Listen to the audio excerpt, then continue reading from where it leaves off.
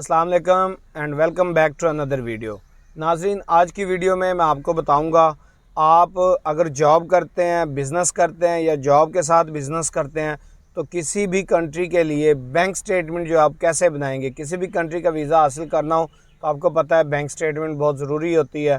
तो इसको मेंटेन करना जो है ये एक टेक्निक है। अगर आपके पास 1 करोड़ की भी बैंक स्टेटमेंट मौजूद हो लेकिन वो एक अच्छे तरीके से मेंटेन नहीं है तो फिर वो आपको एज अ बैंक स्टेटमेंट आपके वीज़ा के लिए कभी भी वो कंसीडर नहीं होने वाली।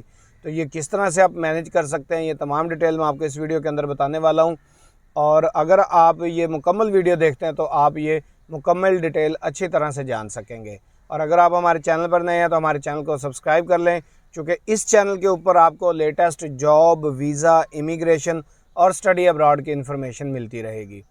नाज़रीन, सबसे पहले मैं आपको बताता हूँ, जब आप अपने होम कंट्री के अंदर हैं तब आप बैंक स्टेटमेंट कैसे बना सकते हैं, और इसके साथ फिर मैं बताऊंगा अगर आप अपने होम कंट्री के अलावा किसी कंट्री के अंदर मौजूद है तो वहाँ पे रहते हुए आप कैसे बना सकते हैं।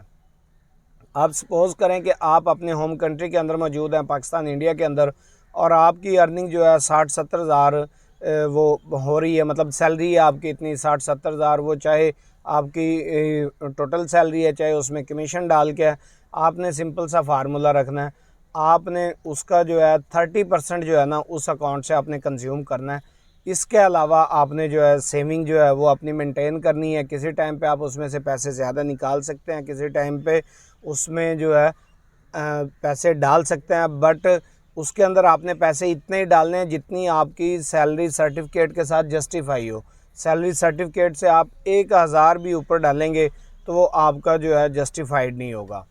और सेकंड, अगर आप दुबई के अंदर हैं, आप सपोज़ कर लें कि आपके पास जो है 5,000-6,000 दरम सैलरी है, ये मिनिमम मैं बता रहा हूँ, और अगर इससे ज़्यादा हो तो फिर अकॉर्डिंगली। अगर आप 5 से 6,000 दरम की वहाँ पे जॉब कर रहे हैं तो आपका नॉर्मली एक्सपेंसेस जो है वो 2,000 दरम जो है वहाँ पे होने वाला है।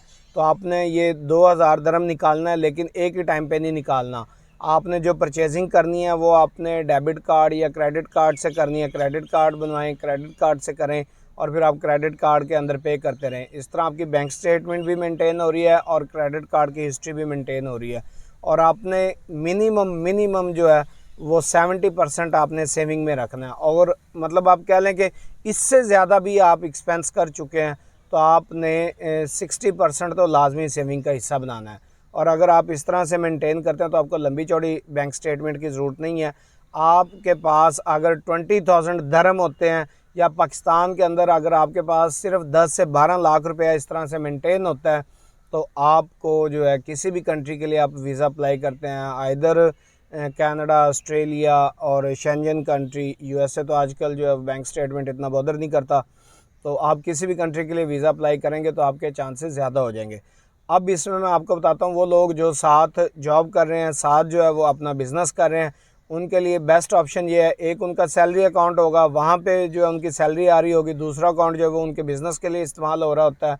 तो जो सेकंड जो आपका अकाउंट है उसके अंदर डेफिनेटली आपकी बिज़नेस ट्रांजैक्शन होती है। पाकिस्तान, इंडिया में बहुत ज़्यादा बिज़नेस ऐसे हैं जो आपके रजिस्टर्ड नहीं होते, बट आप एटलीस्ट उसके लिए एक ज़रूर करें कि आप उसका जो है टैक्स जो है वो लाजमी रजिस्टर्ड करें, टैक्स रिटर्न लाजमी रजिस्टर्ड करें, वो आपके नाम पे ही होगा। तो उस पर आप टैक्स, अगर आप जस्ट रिटर्न जमा करवा रहे होते हैं, आपने अगर 2 साल की, 3 साल की, आइडियल 3 साल है, 3 साल की अगर आपने साथ रिटर्नें जमा करवाई हुई हैं, उसकी स्टेटमेंट सारी आपका इन आउट जितना भी बिज़नेस का हो रहा है वो साथ चल जाएगा। साथ आपकी जो है जॉब हो रही है, सैलरी आ रही है, वो भी चल जाएगा। इवन अगर आपके पास रिटर्न जमा नहीं हुई बट एक अलग से अकाउंट है जिसमें रूटीन में आपकी ट्रांजैक्शन हो रही है और उसमें कोई अनयूजुअल ट्रांजैक्शन नहीं होनी चाहिए, उसके अंदर जो ट्रांजैक्शन है वो जस्टिफाइड हो। सपोज़ आपका बिज़नेस है जिसमें आपकी मंथली 5-6 लाख, 10 लाख की ट्रांजैक्शन हो रही हैं, तो वो एक ही टाइम पे अगर इतनी ट्रांजैक्शन होगी तो वो कंसिडर नहीं होगा। तो ग्रेजुअली ही बिज़नेस के अंदर वो रहती हैं।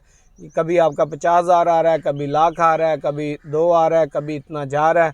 और इसके साथ आपका सैलरी सर्टिफिकेट, जब आप इन दो बैंक्स की जो डिटेल्स जो है वो साथ लगाते हैं एज अ बैंक स्टेटमेंट, तो आपके फिर किसी भी कंट्री के जो वीज़ा चांसेस है वो बहुत ज़्यादा होते हैं। और वो मिथ जिसके अंदर कहा जाता है आपकी 3 मिलियन, 4 मिलियन, 5 मिलियन की स्टेटमेंट हो और आपने पीछे जो है 5-10 दिन में, 1 माह में अगर वो मेंटेन की हो या 2 माह में, तो आप यकीन करें वो एज अ स्टेटमेंट कंसिडर नहीं होगी। आप वीज़ा ज़रूर अप्लाई कर सकते हैं और हो सकता है आपको कोई कंट्री वीज़ा भी दे दे, बट उसके अंदर ये फैक्टर कंसिडर नहीं होगा कि ये आपकी बैंक स्टेटमेंट जो है वो ओरिजिनल है, उसके ऊपर डाउट आएगा। वीज़ा ऑफिसर को हमसे ज़्यादा इल्म होता है, उसके पास इस तरह के केसेस ज़्यादा तादाद में आ रहे होते हैं, तो वो केस की फ़ाइल जैसे ही उनके सामने जाती है तो वो वन लुक के अंदर जो जज कर लेते हैं इसके अंदर ये स्टेटमेंट जो है वो जेन्युइन है या इन्होंने आर्टिफिशियली जो है मेंटेन की हुई है।